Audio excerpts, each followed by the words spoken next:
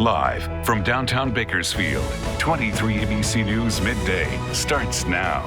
And a good morning to you. Thanks for tuning in to 23 ABC News at 11 a.m. I'm Mike Hart. We continue to follow breaking news at this hour following a violent protest outside the U.S. Embassy in Iraq. The State Department saying a short time ago that all U.S. personnel at the embassy are safe and they have no immediate plans to evacuate. The chaos began after funerals for militiamen killed in U.S. airstrikes last week that came following an attack in northern Iraq that killed a U.S. contractor. Dozens of angry protesters broke into the compound there, smashing glass and setting a security checkpoint on fire. The U.S. ambassador and his staff are not there right now. They're on leave for the holidays. U.S. officials say more troops are being sent into the area to protect the embassy.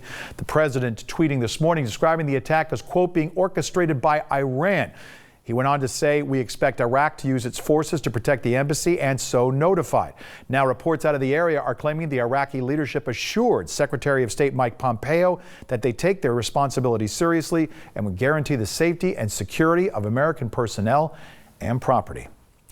Back here at home, a Christmas tradition continues its mission of raising money for the homeless in a big way.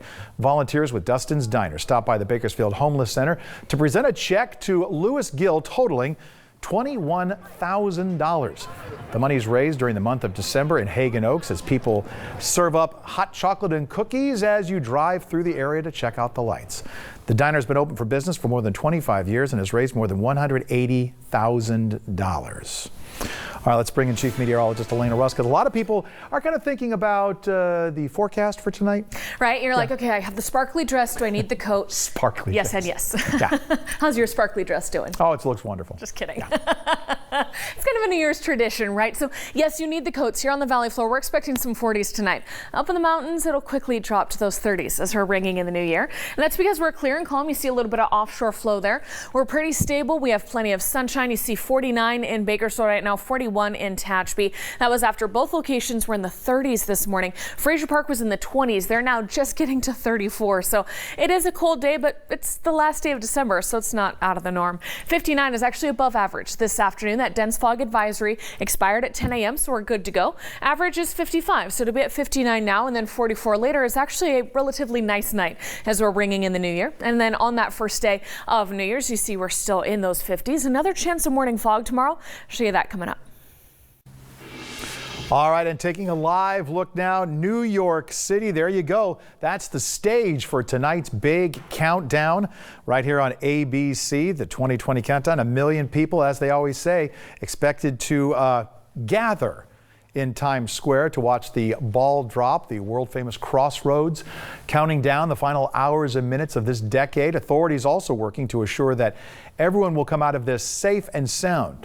New York City's counterterrorism czar said this morning he expects Times Square to be, quote, the safest place on earth on New Year's Eve.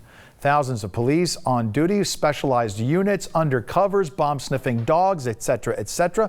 And for the first time, police drones are going to be watching from above over the big confetti-filled celebration. Meantime, here at home, the CHP begins its maximum enforcement period tonight at 6 p.m.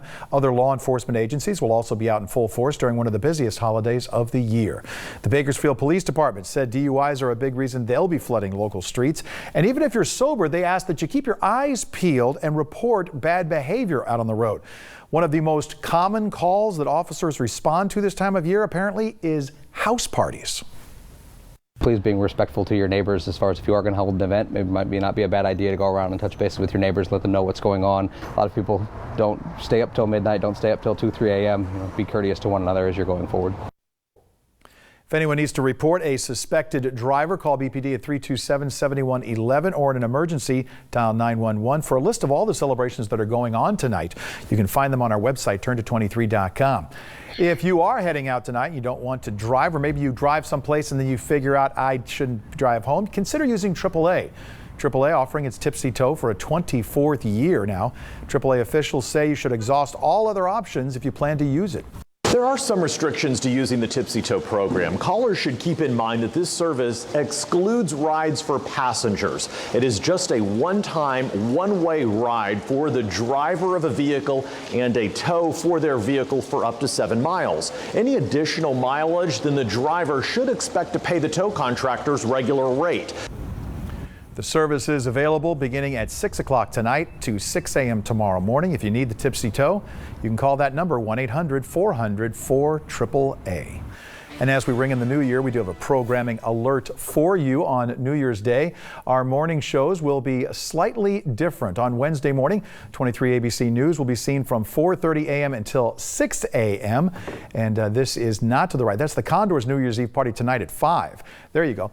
Good Morning America will air from 6 to 8 a.m. tomorrow morning. Right after that is the 131st Tournament of Roses Parade. Following the parade is football, the Citrus Bowl, 10 a.m., Michigan, Alabama. Because of that, there will not be an 11 a.m. newscast, but you can see all the latest news stories of the day later that night on 23 ABC News at 5 and 6 and back here at 11 p.m. Now, a local donor family will soon be recognized at the 2020 Rose Parade in honor of an 8-year-old who passed away from a brain tumor. Each year, JJ's Legacy and Dignity Health honor the gift of life in our community through the Legacy of Human Kindness Award. Last month, the family of Nathan Nicholas Street was recognized as a recipient of the award. Nathan was 7 when he was diagnosed with a tumor that started in his brainstem. Despite all efforts, Nathan passed away at the age of 8 following a 13-month battle. His parents chose to donate his tumor tissue to research where a live cell line was established, and that has been shared with doctors worldwide. The family will be honored on the Donate Life Florograph float during the Rose Parade tomorrow. The theme is the power of hope. And when the clock strikes midnight, we'll be closing the book on the last decade. In Kern County, we've seen our share of tragedies and triumphs over the last 10 years. 23 ABC's Alyssa Flores gives us a look back. The decade started with new life in downtown Bakersfield. The historic Padre Hotel, originally opened in 1928, underwent a transformation to become a 4-star boutique hotel, bringing to Bakersfield restaurants, nightlife, and venues. I am truly grateful to be here. In 2012, Barack Obama, president at the time, paid a visit to Kern County. He dedicated Nuestra Señora Reina de la Paz near Keene, the home of late United Farm Workers Union co-founder Cesar Chavez, as a national monument. 2013 started off in panic when Kern County experienced its first school shooting on January 10th. 16-year-old Brian Oliver entered a Taft Union High classroom armed with a gun and shot classmate Bo Cleveland in the chest, causing serious injuries. Your drive home should be a lot quicker if your destination is west of town. In August of that year, the Parkway opened, connecting the west side of town, the first freeway in almost 40 years in Kern County. Yeah, she's a hero. In 2014, we shared a video that gained national attention. A family cat, Tara, saved 4-year-old Jeremy from being attacked by a dog. The surveillance video went viral all over the world. 2014 also brought tragedy. Going to be supporting the investigation as we figure out what happened today. When Spaceship Two broke apart during a test flight out of eastern Kern, killing one pilot and injuring another. In 2015, Bakersfield celebrated as our Condors became part of the American Hockey League. We are Condors! The milestone came with a makeover to what was then known as Rabobank Arena. August 9th, 2015, NFL Hall of Famer, NFL announcer, and Bakersfield Driller alumnus Frank Gifford died at 84 years old. And we begin with breaking news at this hour, a somber announcement. Then April 6th, 2016, one of the founding members of the Bakersfield Sound, country legend Merle Haggard, died at the age of 79 on his birthday. That summer brought destruction. Everything's gone.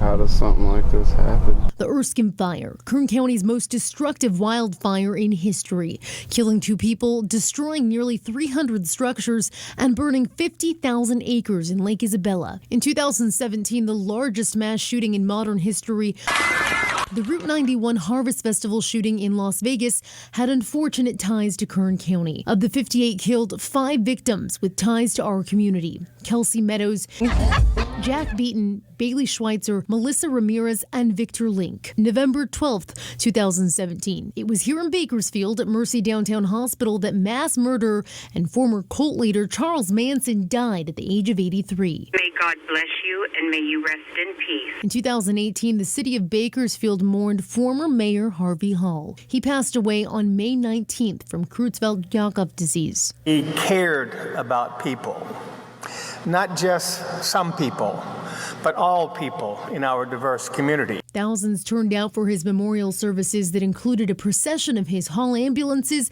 and emergency personnel through downtown Bakersfield. And this year, nobody could escape the jolting on 4th of July. I'm still shook up. As we awaited the holiday fireworks instead, the ground shook. A 6.4 magnitude earthquake in Searles Valley just outside of Ridgecrest shook Kern County and beyond.